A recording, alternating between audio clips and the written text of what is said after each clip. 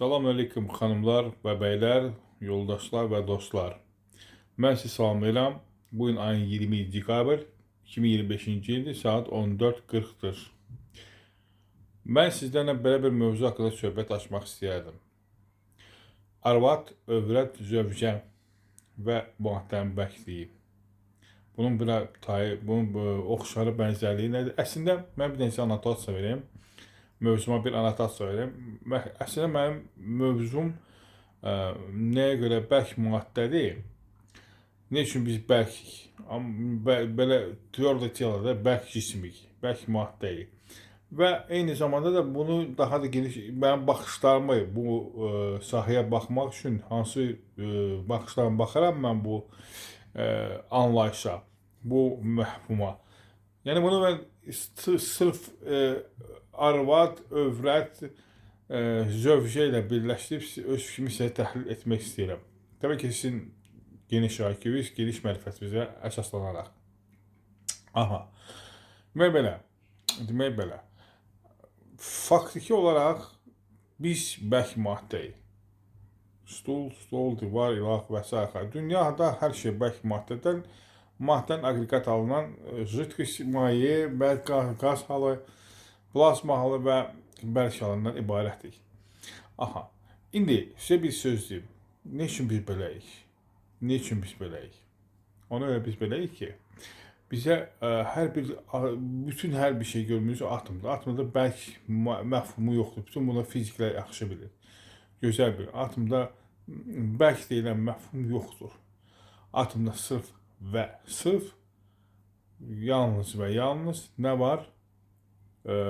Elektron, proton, nitron. Həmən bu elektronlar, elektrodinamika deyilir. Həmən bu elektronlar bir-birinə qarşılıqlı ünsiyyətdə olduğu üçün atomuna nə yaradırlar? Maneə yaradırlar və bizdə nə olur? Bizdə bərk hal yaradılır. Yəni məsafə olur. Atomlar arasında məsafə olur. Atomlar birləşmirlər. Bu məsafə də bizdə bərklik yaradır. Bu məsafə sırf bizdə bərk cisim kimi yaradır və bizdə yalnız və yalnız nə baş verir? Atomlar enerji mübadiləsi aparır. Bəs nə bu belə əmələ gəlir? Bəs nə biz də vahid bir hal əldə etmirik? Ona görə vahid bir hal əldə etmirik. Ona görə ki, biz əsasən nəyə görürük? İndi keçən mən başqa bir mövzuya. Arvad və övrət və zövc. Diqqət edin. Arvad qədim türk sözüdür. Urvatdır və filoloqlar çıxardıblar. Qədim türk sözüdür. Övrət isə ərəb dili. Biz arvadı əsasən nə kimi görürük? Övrət kimi görürük. Övrət əsasən bizim dildə insan ayıb yeri kimi təsəvvür edilir. Yox, insan ayıb yeri deyil.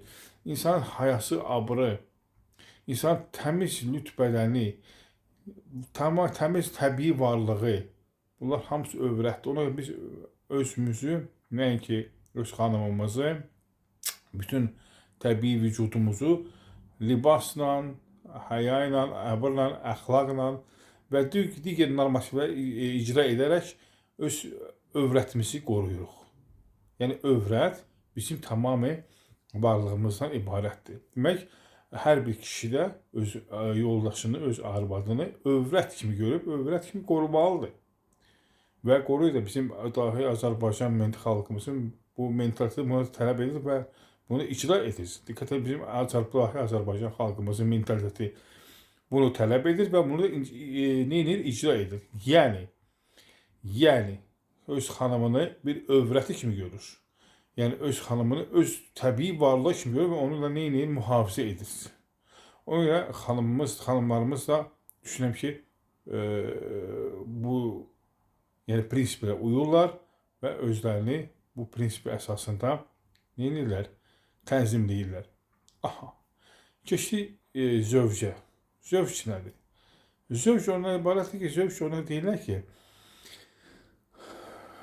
bu iki ayrı-ayrı parçanın vahid halına gəlməsi. Vahid halına gəlməsi. Yəni, iki ayrı-ayrı məfhum, bir xanım, bir kişi. Yəni, bir plastinlə ayrılmış, 2 ayrı-ayrı məfhum, bir xanım, bir kişi. Yəni, bir xanım, bir kişi. Yəni, bir plastinlə ayrılmış, 2 ayrı-ayrı məfhum, bir xanım, bir kişi. Yəni, bir plastinlə ayrılmış, 2 ayrı-ayrı məfhum, bir xanım, bir kişi. Yəni, bir ayrı-ayrı hissələr birləşirlər. Buna zövc deyirlər. Yəni bir varlıqdır, bölünüb iki yerə. Plastindir, onu bölmüşəm iki yerə. Təzədən qaytaran birləşməsi də. Buna zövc deyirlər. Ərəb kəlməsidir. Elə də hər bir xanıma, bir kişi birləşməsi zövc deyirlər, zövcələr. Həm kişi zövcəsi, həm qadın zövcəsi. Birləşməyə, vahid bir halın gəlməsinə, ittihad tapmasına, vəhdaniyyət qovuşmasına buna zövc deyirlər.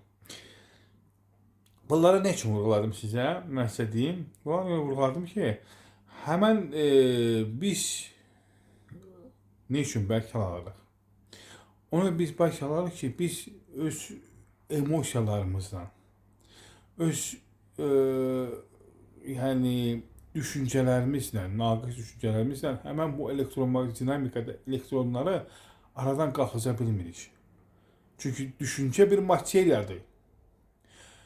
Biz də öz düşüncəmizlə, əgər ki biz öz düşüncəmizə, özümüzə bir arvadı qoruduğumuz kimi, övrət kimi baxsaq, biz özümüzə bir arvadı qoruduğu kimi, övrət kimi baxsaq, biz özümüzü tam islah edə bilərik. İslah edəndən sonra biz birləşirik.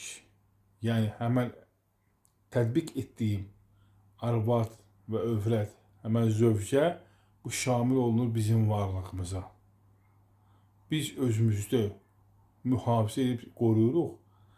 Öz libasımızı giyinirik. Gözəl libasımızı, mühafizə libasını. Öz arvadlığımızı qoruyuruq. Yəni, arvad qeyrətini qoruyuruq. Yəni, arvad qeyrətini qorumaq necə mən sizə deyim. Əxlaqsız, ədəbsiz, rəzilət kəlmələrdən, fəzilətə uyğun olmayan şərəfsiz kəlmələrdən uzaq olub. Beləliklə biz arvadımızı, yəni öz həmən varlığımızı, gözəl varlığımızı, fitrətimizi, fitrət DNK deməkdir. Fitrətimizi qoruyuruq. Nə ilə? Övrət kimi qəbul edib onu qoruyuruq. Qoruyandan sonra da həmən bu qoruma, mühafizə sistemi bitəndən sonra da artıq bizdə nə olur? Stikovka. Stikovka nədir? Birləşmə. Artıq zövc, izdivac kəlməsi ondan ibarətdir. Zövc gedir, birləşmə gedir və vahid bir varlıq alırıq. Vahid bir varlıq alanda artıq bizim qarşımızda heç bir maneə olmur. Artıq biz əbədi eşqlə yaşayırıq. Artıq biz eşqlə yaşayıb, eşqlə də həyatımızı davam edirik. Diqqət edərsiniz. Və bu bizə əbədiyyən gedir. Fəqət bizdə nə tələb olur? Bizdən əql və düşüncəni kamilləşdirmək, əqli səhih saxlamaq, bu əql və düşüncə əsasında doğru və düzgün əqillə həyatı yaşayıb, elektron sahəsinə, kvant fizikasında, elektrodinamikanın bir-birinə qarşı olan təzyiqlərin azad olub, vahid bir xəlaş gətirmək, övrətimizi qorumaq, yəni izdivaca gəlmək, və vahid bir varlıq əsasında biz ömrümüzü davam etdirmək gəlir bizə. Bundan artıq heç. Əssalamu aleykum və rəhmətullah və bərəkatuhu.